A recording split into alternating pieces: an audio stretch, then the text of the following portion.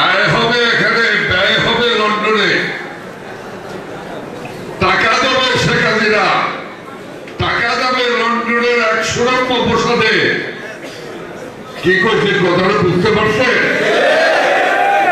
কিছু কথা আছে জাহেরে আর কিছু কথা আছে বাতেনে, বুঝতে দিতে হবে।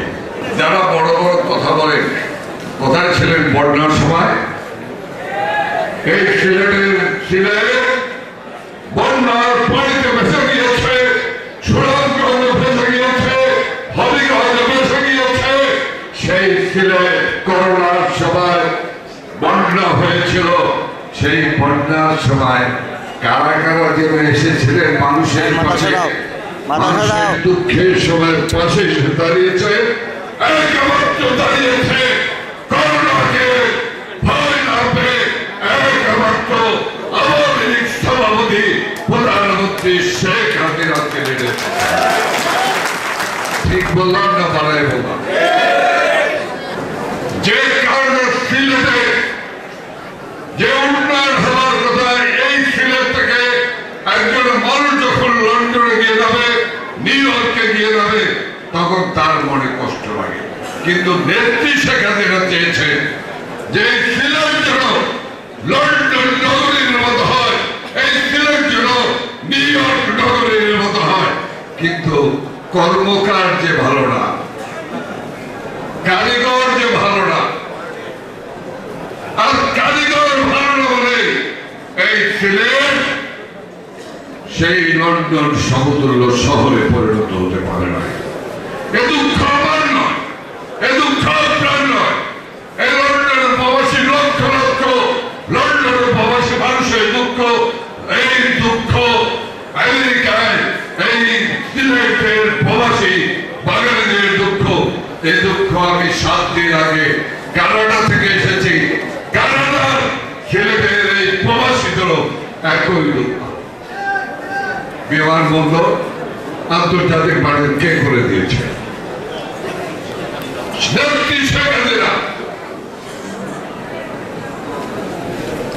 বিশ্ববিদ্যালয় কে করেছে?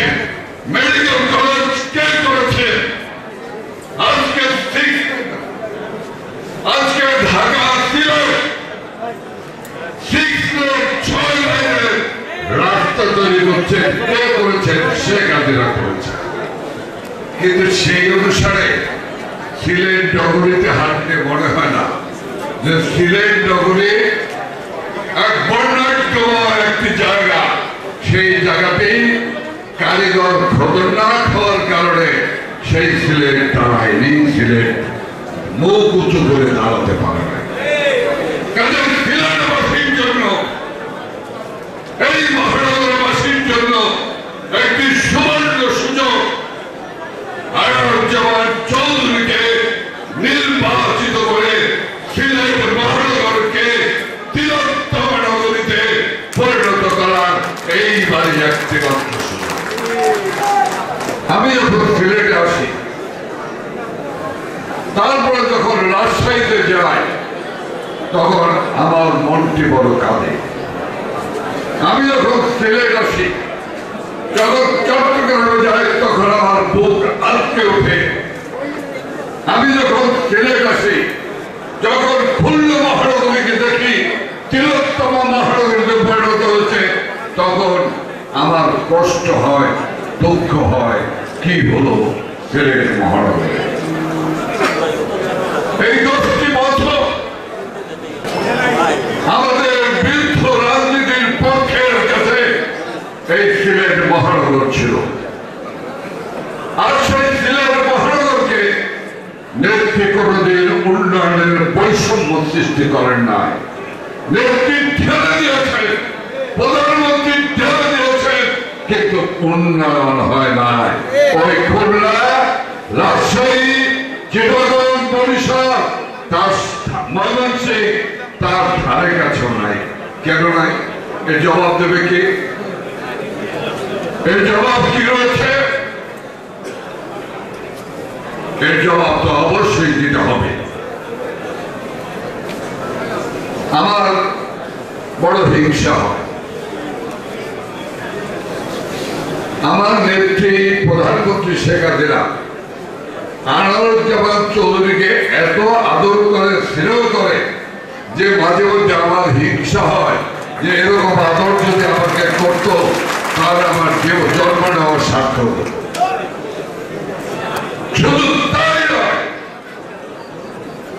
বঙ্গবন্ধু আরেকটি মেয়ে যিনি জীবিত রয়েছেন, আরেকজন মেয়ে যিনি জীবিত রয়েছেন, তার ছোট মেয়ে আমাদের ছোট আপা শেখ রানা যে স্নেহ করেন, যে আত্মবিশ্বাস আনোয়ারুজ্জামান চৌধুরীর উপরে, আমার কষ্ট হয়, মাঝে মাঝে কষ্ট লাগে।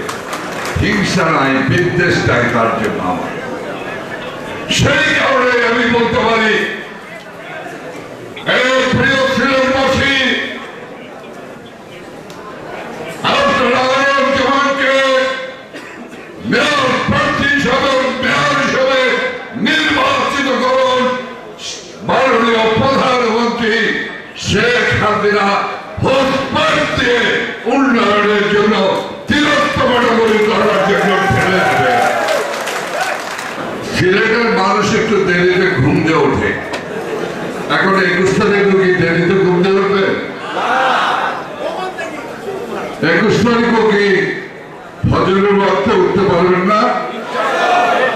ফজরের নামাজ পড়ে সবাইকে ভোট কেন্দ্রে চলে আসতে হবে, ভোটারদের আনতে হবে, ভোট দিতে হবে। ইনশাআল্লাহ আমরা জনগণের ভোটে নির্বাচিত হয়ে শেখ হাসিনাকে, আনোয়ারুজ্জামান চৌধুরীকে, শেখ হাসিনাকে উপহার দেবেন, দেবে না? আমরা নির্বাচনের সময় থাকবো, দেখবো যুবলীগ কি করে, ছাত্রলীগ কি করে। খালি আনোয়ার বাইরে খালি চেহারা দেখায় না, কাজ করে। আমরা খবর নেব, আমরাও ঘরে ঘরে যাব, আমরা গিয়ে শুনতে চাই ঘরে যে আপনাদের লোক তো বারবার আসছে, আর আসার দরকার নয়, ভোট আমরা নৌকায় দেবো, এই কথা শুনতে চাই।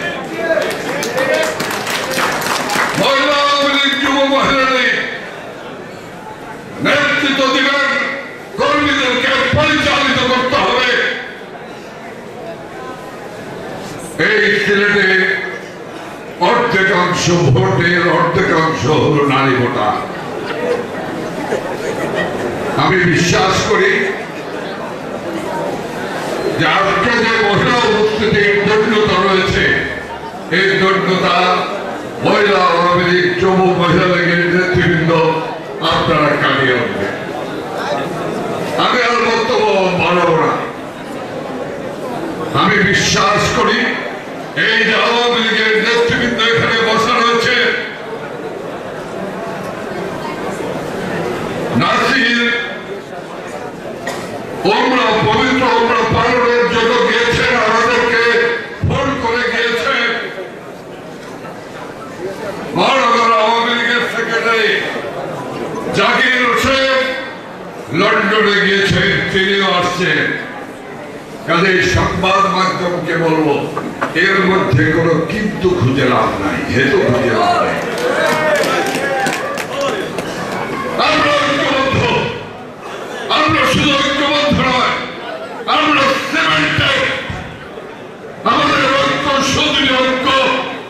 শেখ হাসিনার নেতৃত্বে আমরা ঐক্যবদ্ধভাবে সকল প্রতিকূল পরিস্থিতি মোকাবেলা করছি।